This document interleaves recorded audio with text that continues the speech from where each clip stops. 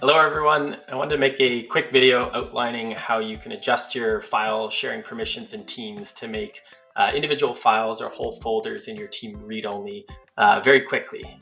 Teams has updated the way that you can do this, so it's much more easy to access and user-friendly. So we'll do a quick little demonstration of how you can do that now.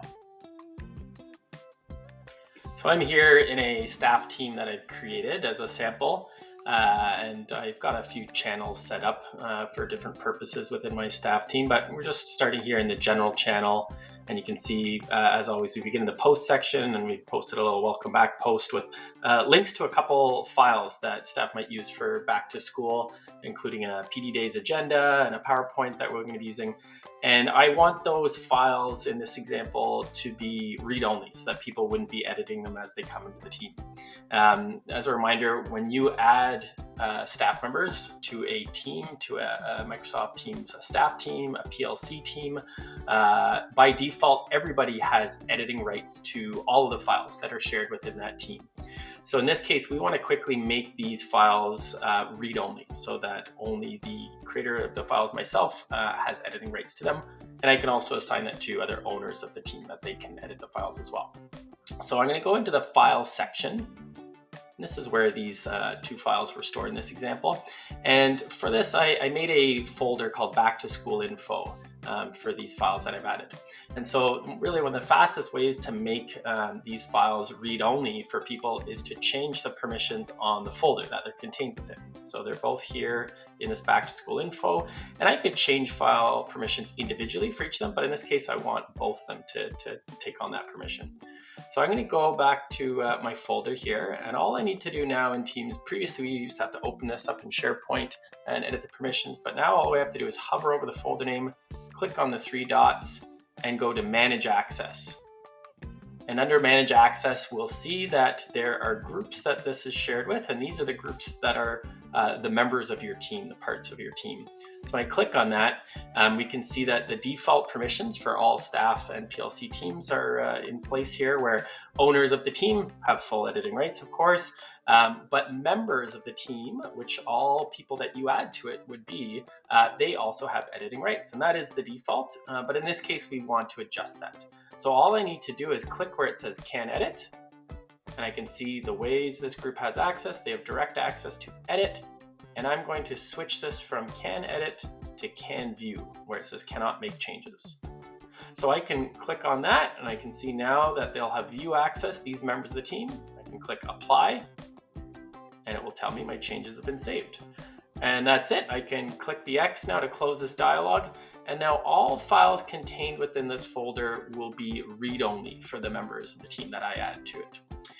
If I wanted to do that for just an individual file, I could take those same steps just on the file itself. So maybe I want people to add to the PD Days agenda, but I don't want them to edit my PowerPoint.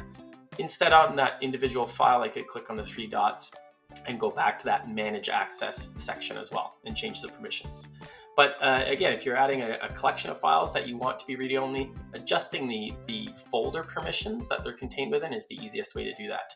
Now, that means that I can still add additional files outside of that folder that people have editing rights to. Staff could upload files to this channel as well if we needed that in this case. So it still allows for that collaboration within Teams. If you want to make an entire channel that people are added to read-only, that's an option as well. The way we would do that is we'd click on Documents, and this will work for channels that I've created outside of the general channel. The general channel by default is going to be collaborative for the group, and as we did there, I could make a subfolder that I set as read-only.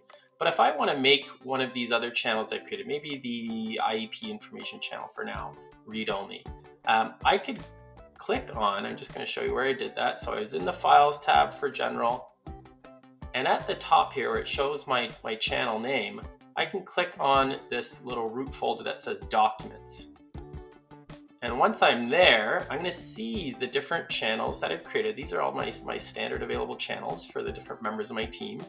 And I could select the channel, so IEP information, click on the three dots, and again here, where it says share, I can click on where it says manage access at the bottom here.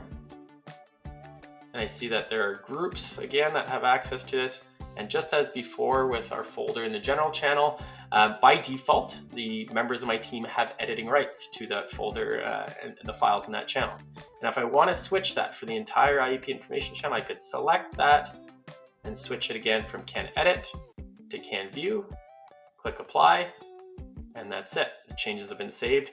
And now, again, members of the team, so the owners of the team that I add will have, again, editing rights to it, but the rest of the team members will only have read-only access to any files that I upload in that channel. So I could go ahead now and add content into the IEP information file section, and that will by default be set to read-only for all the members.